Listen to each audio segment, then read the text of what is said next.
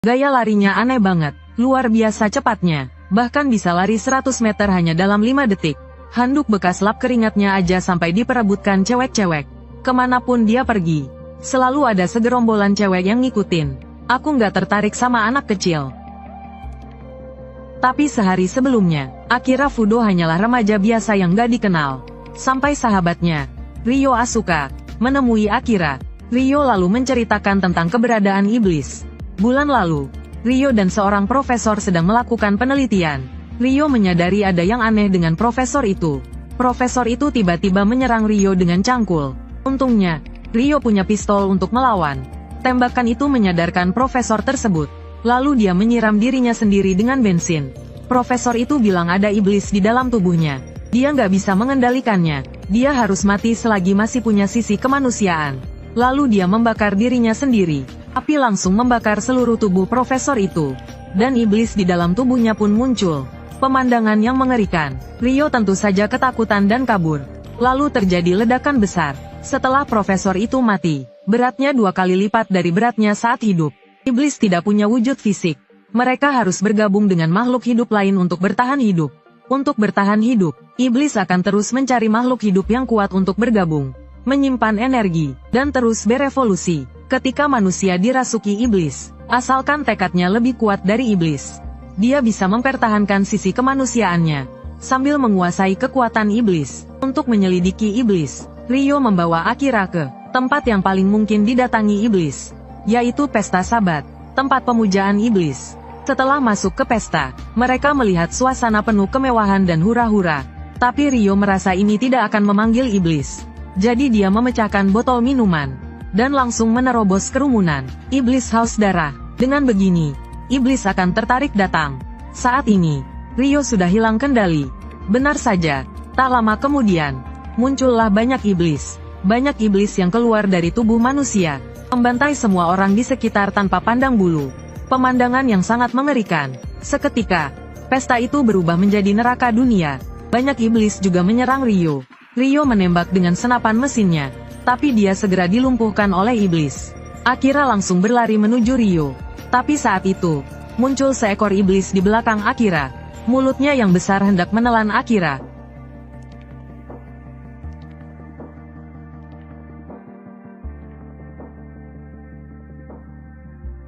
Namun tiba-tiba, iblis Amon, sang raja, merasuki tubuh Akira.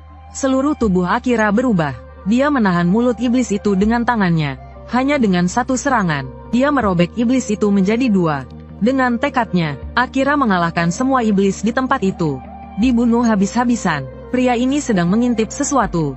Detik berikutnya, ketiga orang di depannya berubah menjadi iblis. Lalu mereka mulai makan dengan gembira. Tapi saat itu juga, Akira Fudo datang. Para iblis merasakan aura iblis pada Akira. Mereka mengira Akira adalah jenis mereka. Mereka bahkan mengundang Akira untuk makan bersama.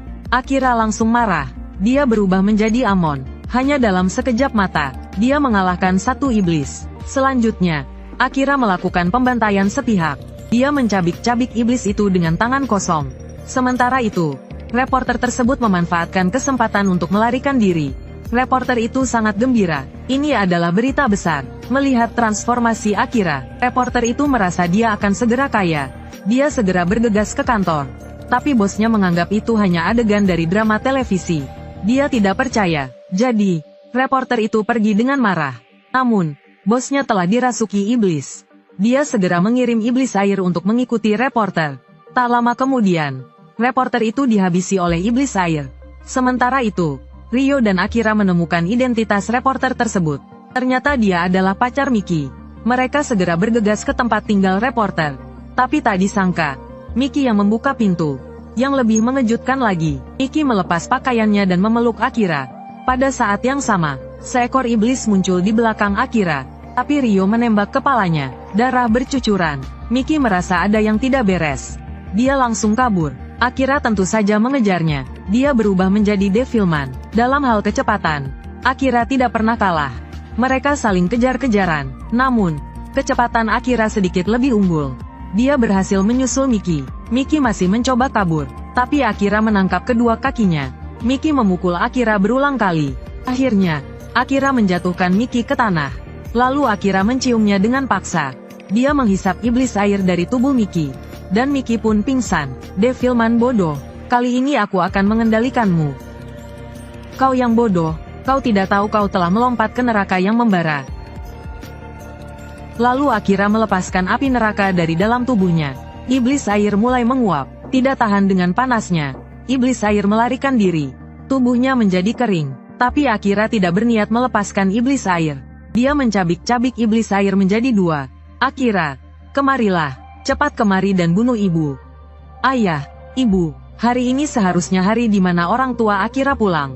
Namun, dalam perjalanan pulang, ayah Akira tiba-tiba berubah menjadi iblis. Dia melakukan pembantaian di dalam bas. Tempat itu seketika berubah menjadi neraka dunia. Bahkan ibu yang sangat dicintai ayah juga tak luput dari kejahatan ini. Tak seorang pun selamat. Saat Akira Fudo menemukan ibunya, dia langsung berlari menghampirinya. Tapi ibunya memanggil Akira dan mengatakan bahwa dia sudah mati. Saat Akira masih bingung dengan situasi itu, beberapa wajah muncul dari kegelapan. Terakhir, Akira melihat ayahnya yang telah berubah menjadi iblis. Aku selalu ingin memakan ibumu. Akira terkejut, lalu marah besar. Dia langsung berubah menjadi Devilman. Melihat ini, ibunya mengira Akira juga telah menjadi iblis. Akira segera menjelaskan bahwa dia adalah Devilman, memiliki kekuatan iblis, tetapi tetap mempertahankan sisi manusianya. Dia telah mengalahkan iblis. Jadi ayahnya pasti juga bisa. Akira mulai memanggil ayahnya dengan putus asa, berharap ayahnya bisa mengalahkan iblis itu. Suara Akira membangkitkan tekad ayahnya, dan berjuang melawan iblis dalam pikirannya. Ayahnya hampir berhasil, tapi di saat-saat kritis, iblis itu memenggal kepalanya sendiri. Darah muncrat kemana-mana. Iblis itu mulai mengejek Akira, mengatakan manusia tidak mungkin mengalahkan iblis. Lalu iblis itu menepuk-nepuk wajah-wajah manusia di tubuhnya. Ibunya mendesak Akira untuk bertindak. Saat Akira ragu, salah satu wajah manusia di tubuh iblis meledak. Ternyata Ryo Asuka yang melakukannya. Ryo memberitahu Akira bahwa mereka bukan lagi manusia, hanya topeng kematian. Namun, Akira masih tidak bisa melawan ibunya. Maka ibunya membujuk Akira, memintanya untuk menyelamatkannya. Akira tidak punya pilihan, dan akhirnya bertindak. Sambil memanggil ayah dan ibunya, dia menerjang dan memberikan pukulan terakhir pada iblis itu, menembus tubuhnya. Aku Devilman, aku tak akan pernah memaafkan bajingan yang merenggut nyawa. Seorang pria terbangun, dan menemukan banyak cairan tak dikenal di dinding. Akira tahu dia perlu mencari tempat untuk melampiaskan amarahnya, maka dia pergi ke jalanan. Di sana ramai dan gemerlap. Tapi dengan penampilan Akira seperti itu, tak seorang pun berani mendekatinya. Saat itu, seorang wanita berambut putih memanggil Akira. Mereka segera masuk ke sebuah kamar. Namun, tujuan Sirene adalah membangkitkan iblis dalam diri Akira, membiarkan Amon kembali mengendalikan tubuhnya. Tapi tekad Amon ditekan kuat oleh Akira, maka Sirene berubah menjadi iblis dan membawa Akira terbang ke langit. Melihat iblis itu, Akira malah semakin bersemangat. Ia langsung berubah menjadi Devilman. Ia melepaskan diri dari ikatan Sirene. Kemudian ia jatuh dari langit ke tanah. Dalam kegelapan, potongan-potongan besi tak terhitung jumlahnya menyerang Akira. Akira terus menghindar, namun penglihatannya sangat buruk. Tak lama kemudian, salah satu lengan Akira dipatahkan. Ia menjerit kesakitan. Serangan Sirene terus berlanjut. Akira terus terdesak. Sirene berteriak, berharap Amon akan bangun dan memeluknya. Mendengar ini, Akira teringat orang tuanya. Akira tiba-tiba meledak. Ia langsung berada di depan Sirene, dan merobek separuh tubuh Sirene. Sirene menjerit kesakitan. Mereka berpelukan, dan berkelahi dari tanah ke udara. Di tanah, Kaim, yang mencintai Sirene, tiba-tiba menunjukkan wujud aslinya. Petir menyambar dari langit, dan langsung mengenai Akira. Akira dan Sirene keduanya terluka parah. Namun, Sirene lebih parah, dan hampir mati. Untuk menyelamatkan Sirene, Kaim menawarkan diri untuk bergabung dengannya. Setelah bergabung, Kaim akan mati. Hal ini mengejutkan Sirene. Kemudian, petir biru muncul dari tubuh Kaim, dan menghancurkan kepalanya sendiri, agar Sirene bisa bergabung dengannya. Dengan demikian, wujud baru Sirene lahir. Akira tahu situasinya buruk, dan ingin melarikan diri. Namun, ia terkena petir Sirene, dan tubuhnya lumpuh. Ia tidak bisa bergerak. Akhirnya, ia ditusuk oleh tanduk tajam Sirene. Di bawah bulan darah, Kesadaran Akira mulai memudar. Ia pikir ia akan mati. Ia bahkan kembali ke wujud manusianya. Namun, Sirene tidak menyerangnya. Akira tidak mengerti mengapa Sirene tidak memberikan serangan terakhir. Tak lama kemudian, Akira pingsan. Ketika Akira bangun, ternyata Ryo yang menyelamatkannya. Akira segera mengetahui mengapa Sirene tidak memberikan serangan terakhir. Sirene mati sebelum memberikan serangan terakhir kepada Akira. Ekspresi kepuasan di wajahnya karena Sirene yakin akan kemenangannya. Inilah yang disebut mati berdiri. Tindakan Kaim dan Sirene, menurut Akira, adalah cinta. Hal ini memberi Akira perspektif baru tentang iblis. Ini adalah postur lari yang benar.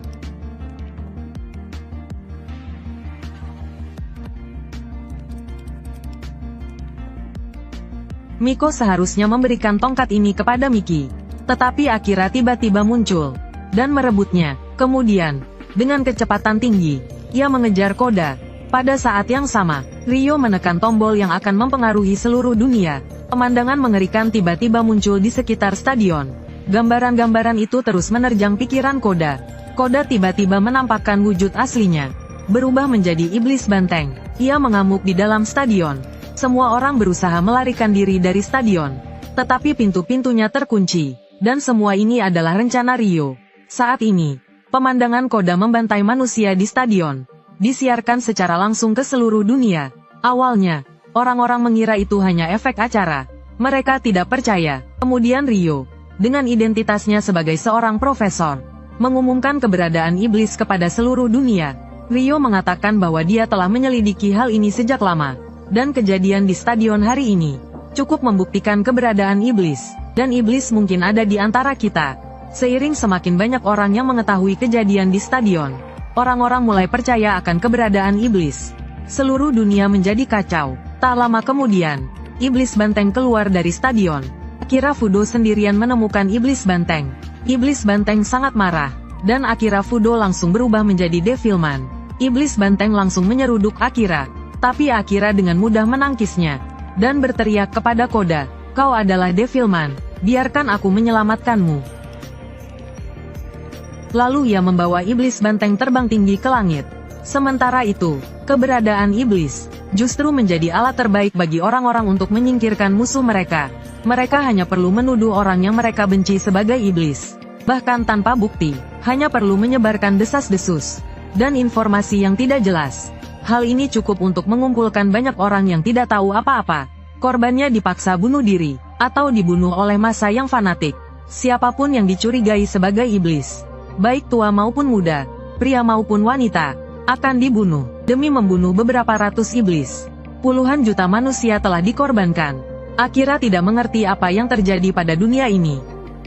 Mengapa menjadi seperti ini? Namun, Ryo memberitahu Akira bahwa ini adalah perang antara manusia dan iblis. Pasti akan ada korban jiwa. Pengorbanan ini tidak bisa dihindari. Akira sendirian tidak mungkin mengubah seluruh dunia. Namun, Akira segera menyadari bahwa dia bukan satu-satunya Devilman. Dia harus mengumpulkan semua Devilman, mengumpulkan mereka untuk melawan iblis. Meskipun Ryo ingin menghentikan Akira, Akira sudah membulatkan tekadnya. Akira tidak membunuh Koda sebelumnya, melainkan menyelamatkannya, dan mengembalikan kesadaran Koda, seorang anak kecil, karena kelaparan, memakan seekor anjing hidup-hidup. Saat sang ibu melihat ini, dia langsung mengerti, anaknya telah menjadi iblis. Agar tidak melibatkan keluarganya, dia mengirim pesan kepada Miki, lalu melarikan diri bersama putranya. Demi menemukan istri dan anaknya, sang ayah memutuskan pergi sendiri. Namun, ia justru menyaksikan neraka dunia. Seluruh masyarakat telah lumpuh total. Mayat manusia dan iblis bergelimpangan di mana-mana. Sesekali, ada orang yang terpaksa bunuh diri. Saat sang ayah menemukan istri dan anaknya, putranya telah berubah menjadi iblis dan sedang melahap ibunya. Melihat pemandangan ini, sang ayah terkejut. Ia segera mengeluarkan pistol dan mengarahkannya ke putranya. Namun, ia tak kunjung menarik pelatuknya, karena itu adalah putranya sendiri. Sang ayah beberapa kali mengangkat pistolnya, namun menurunkannya kembali. Hatinya benar-benar putus asa. Ia berteriak histeris, ingin mengubah semua ini. Namun ia tak berdaya. Air mata kesedihan pun mengalir. Pada akhirnya, sang ayah tetap tidak tega menembak putranya sendiri. Bagaimanapun, itu adalah darah dagingnya sendiri. Saat itu juga, Tentara mengepung tempat itu untuk membasmi para iblis. Sang ayah secara naluriah melindungi putranya. Namun, yang ia dapatkan hanyalah peluru tanpa ampun dari tentara. Tak lama, ketiga anggota keluarga itu terkapar bersimbah darah. Akira Fudo pun tiba di tempat kejadian. Ia menggendong jenazah ketiganya dan melarikan diri. Akira Fudo sangat sedih. Ia terlambat selangkah. Namun, saat itu juga, segerombolan iblis lain menemukan Akira Fudo. Yang memimpin mereka adalah iblis bernama Silene. Pertempuran sengit pun terjadi. Sayangnya, Akira Fudo bukanlah tandingan Silene. Ia langsung ditendang hingga terpental. Tak lama, Akira Fudo kembali ke wujud aslinya. Saat para iblis hendak memberikan serangan terakhir, mereka dihentikan oleh Shiko. Shiko memberitahu para iblis bahwa itu adalah perintah dari Yang Mulia. Mendengar hal itu, semua iblis tampak ketakutan. Saat itu juga, Akira Fudo diselamatkan. Di sisi lain, Ryo Asuka merasa ada yang aneh dengan dirinya.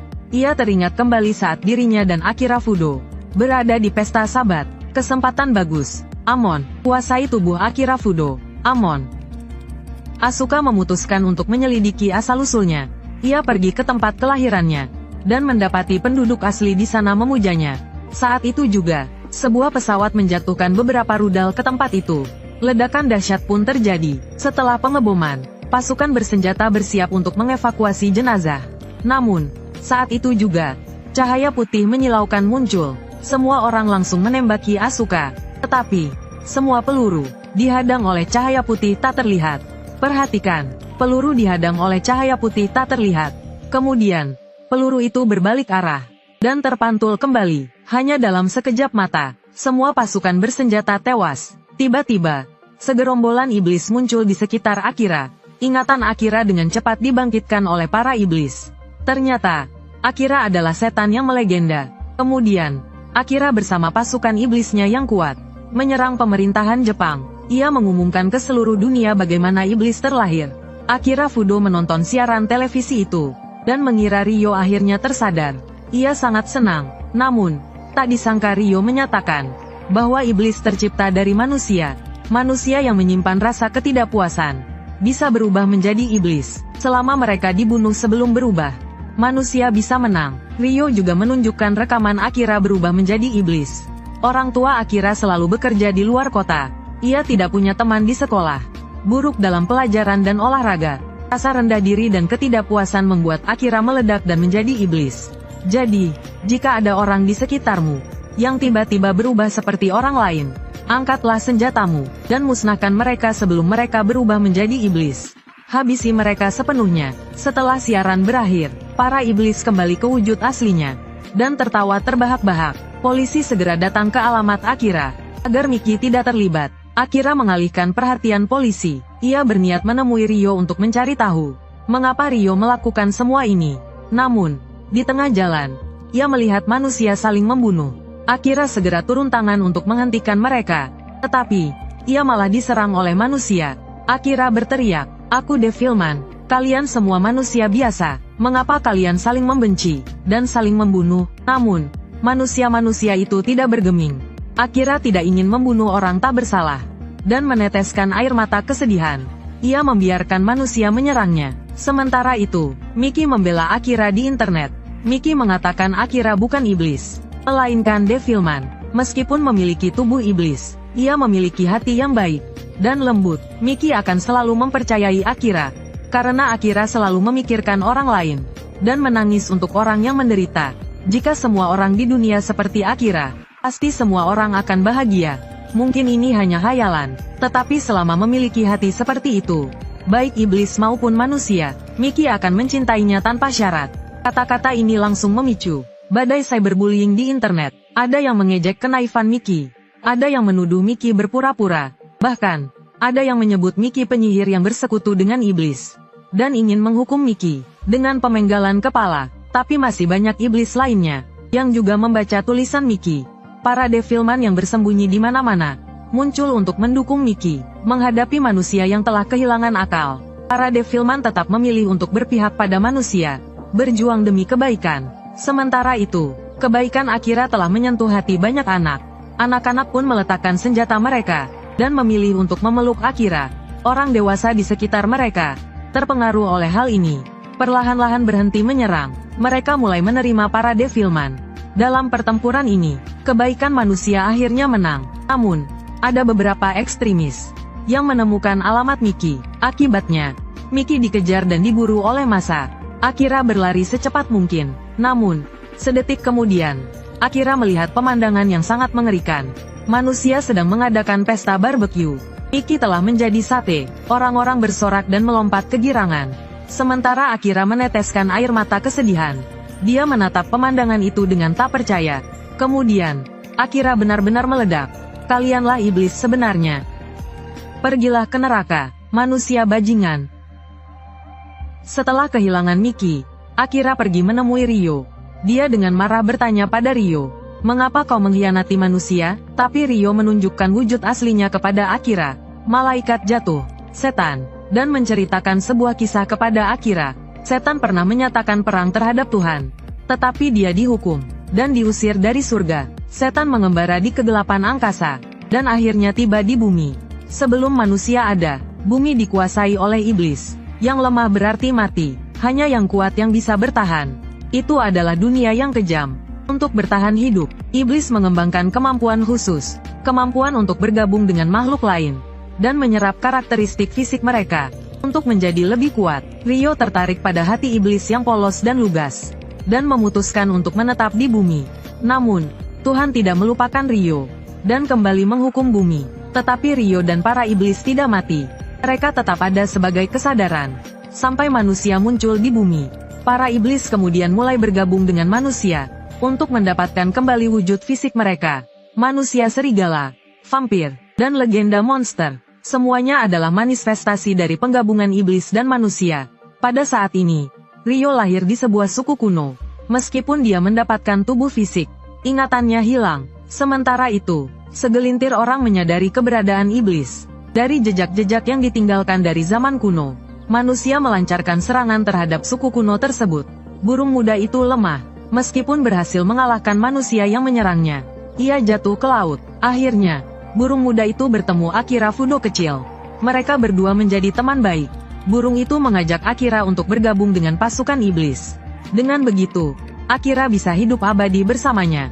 Namun, Akira mengatakan bahwa dia adalah manusia, dan tidak akan pernah mengkhianati umat manusia. Pertemuan mereka selanjutnya adalah sebagai musuh bebuyutan. Akira pun pergi sambil menggendong Mickey. Seluruh dunia dilanda perang besar. Akira mengumpulkan Devilman yang bersembunyi di seluruh dunia. Perang tiga pihak antara manusia, iblis, dan Devilman pun dimulai. Ini adalah perang dunia yang disebabkan oleh iblis. Manusia meluncurkan rudal yang tak terhitung jumlahnya ke arah burung itu. Namun, hanya dengan sekali tatap, semua rudal langsung meledak. Sementara itu, Silene menggunakan kekuatannya. Di dalam ruang 7 warna, manusia mati satu persatu. Seluruh dunia mengalami kekacauan yang belum pernah terjadi sebelumnya. Burung itu juga membuka gerbang neraka, menimbulkan tornado besar di dunia. Gunung berapi di mana-mana meletus. Manusia bukanlah tandingan iblis. Saat itu, Akira turun dari langit. Burung itu hanya mengangkat tangannya sedikit, dan membentuk perisai. Namun, Akira langsung menerjangnya, dan meninju wajah burung itu. Dengan cepat, pertarungan Akira dan burung itu sampai keluar angkasa. Meskipun Akira bukanlah tandingan burung itu, para Devilman di sekitarnya terus mengorbankan diri mereka, menyalurkan kekuatan dan nyawa mereka kepada Akira, memberinya kekuatan untuk terus melawan burung itu. Pukulan dahsyat Akira kembali mendarat di wajah burung itu. Pertarungan berlangsung sengit. Semua orang berjuang mati-matian. Kaki Akira segera dipotong oleh burung itu, tetapi segera disembuhkan oleh Devilman lainnya. Pertempuran ini sangat dahsyat. Manusia juga menggunakan senjata nuklir. Banyak nyawa melayang. Bumi dan langit terbelah. Air laut berubah menjadi merah. Akhirnya, dalam bencana ini, hanya burung itu yang selamat. Burung itu berbicara kepada Akira yang tak sadarkan diri tentang masa lalu mereka. Burung itu berkata bahwa tidak ada cinta di dunia ini, jadi tidak ada kesedihan. Namun, air mata burung itu terus menetes. Akhirnya, burung itu memeluk Akira yang hanya tersisa setengah badan, dan menangis terseduh-seduh. Burung itu menyesal. Sementara itu, para dewa kembali menurunkan azab.